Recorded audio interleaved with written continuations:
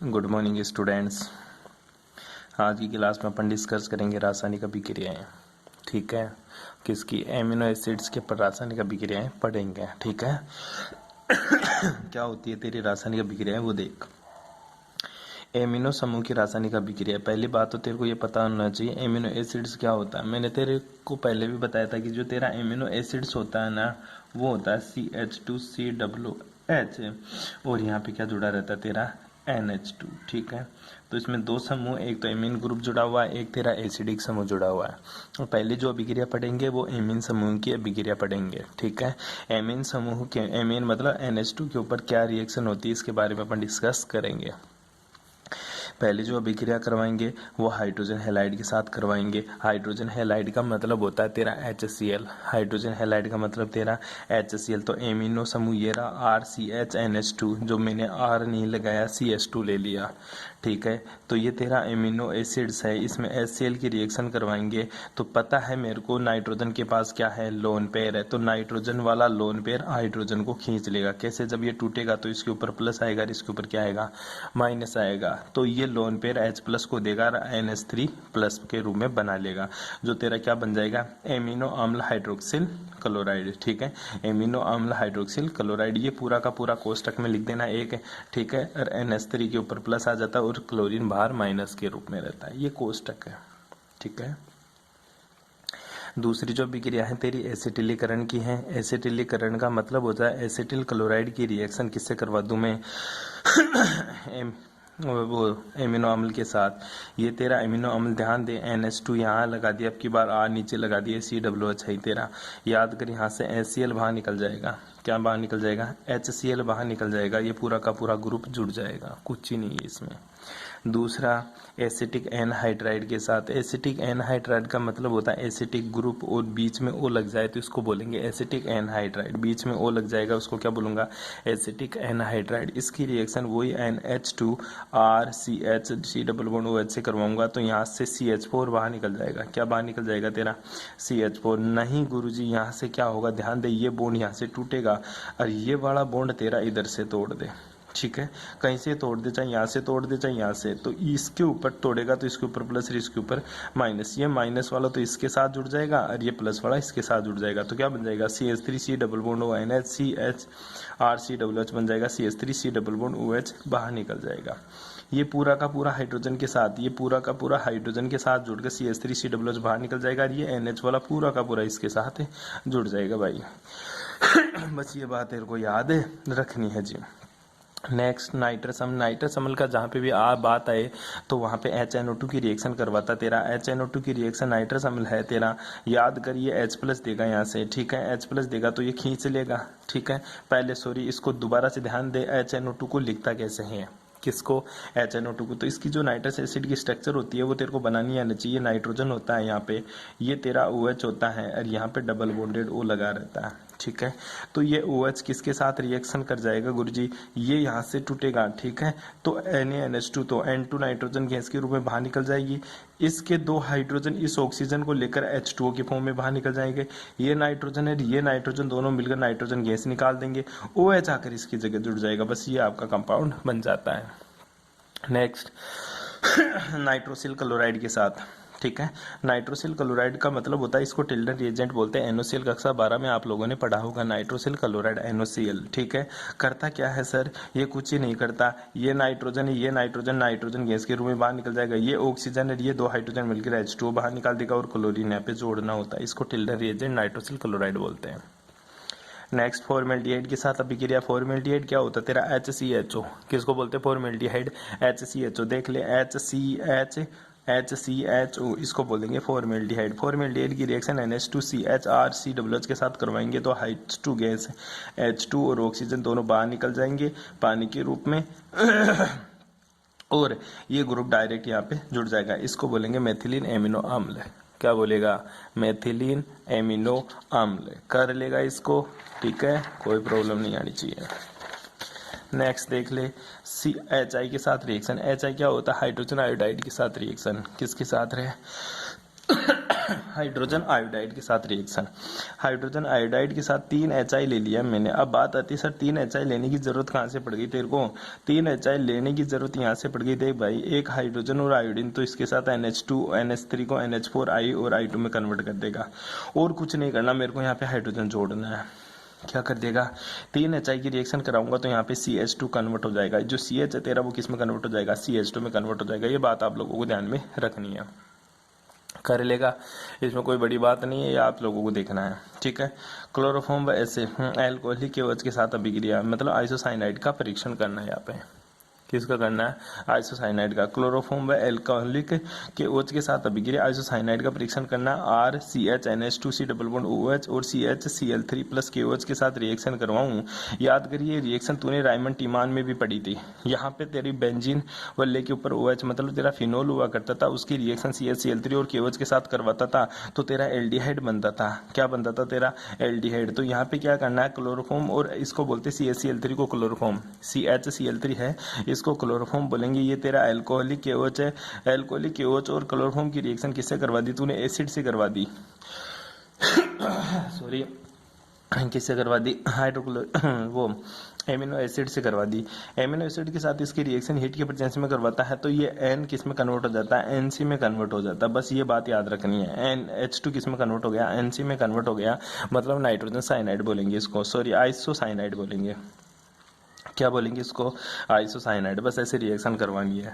याद कर PCl5 के साथ रिएक्शन करवाया करता था तो एल्कोहल की, कहाँ पे? कक्षा 12 के अंदर। वही तेरा PCl5 है, एल्कोहल के ऊपर ही अटैक करेगा। अब एल्कोहलिक ग्रुप कौन सा है? अब याद आ गया अपने दूसरा, ये एमिनो के साथ रिएक्शन थी, मतलब अब तक यहाँ पे कोई रिएक्शन नहीं हुआ करती थी, एसिड्स के ऊपर कोई भी रिएक्शन नहीं थी, सब NH2 के ऊपर थी। अब जो रिएक्शन होगी वो कहाँ होगी? अब एसिड्स के ऊपर रिएक्शन होगी, NH2 के ऊपर रिएक्शन नहीं होगी। तो PCl5 की रिएक्शन OH के ऊपर कराएंगे तो याद कर एक क्लोरीन तो C डबल बॉन्ड Cl के रूप में बाहर निकल गया, ठीक है। मतलब बच गए 4 क्लोरीन, एक क्लोरीन हाइड्रोजन के साथ HCl के रूप में बाहर निकल गए, बच गए 3 क्लोरीन, 3 क्लोरीन, एक फास्फोरस, एक ऑक्सीजन POCl3 के रूप में बाहर निकल गया। इस तरह से तेरी रिएक्शन हो जाती है।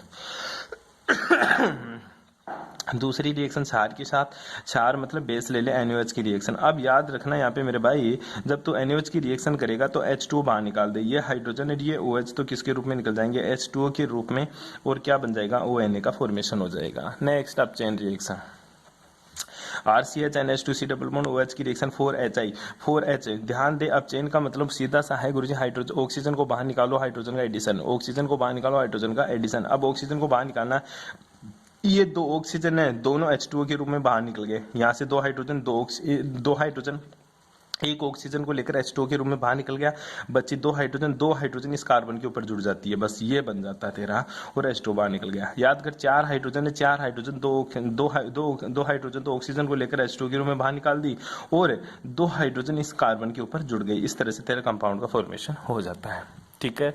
बहुत अच्छी रिएक्शन अब चेन। विकार्बोक्सिलीकरण, विकार्बोक्सिलीकरण का मतलब सीधा सा याद रखे, विकार्बोक्सिलीकरण का मतलब होता है गुरुजी कार्बोक्सिलिक ग्रुप को भगा दो। विकार्बोक्सिलीकरण का मतलब होता है कार्बोक्सिलिक ग्रुप को भगा दो। विकार्बोक्सिलीकरण मतलब कार्बोक्सिलिक ग्रुप को हटा दो। कैसे हटाऊं?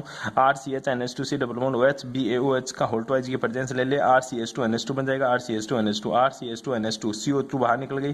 किसकी फॉर्म में निकलती है यह याद रखना, BaCO3 मतलब बेरियम कार्बोनेट के रूप में और साथ में जल के रूप में बाहर निकल जाती है। इसको विकार्बोक्सिलीकरण बोलते हैं अपन।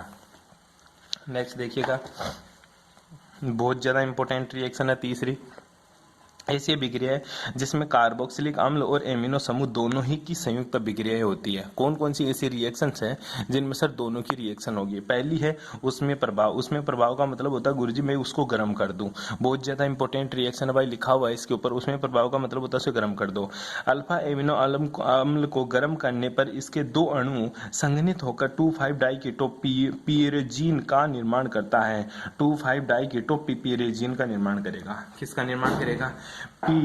पिपेरेजीन का निर्माण करता है, पिपेरेजीन का निर्माण करेगा। ध्यान दे, ग्लाइसिन है अल्फा एमिनो एसिड्स का नाम क्या होता है? ग्लाइसिन। 2 अल्फा एमिनो एसिड्स ले ले, ये देख ले, C double bond OH CH2 NH2, इधर देख तेरा CH2 NH2 C double bond OH, दोनों का अपोजिट रिएक्शन करा।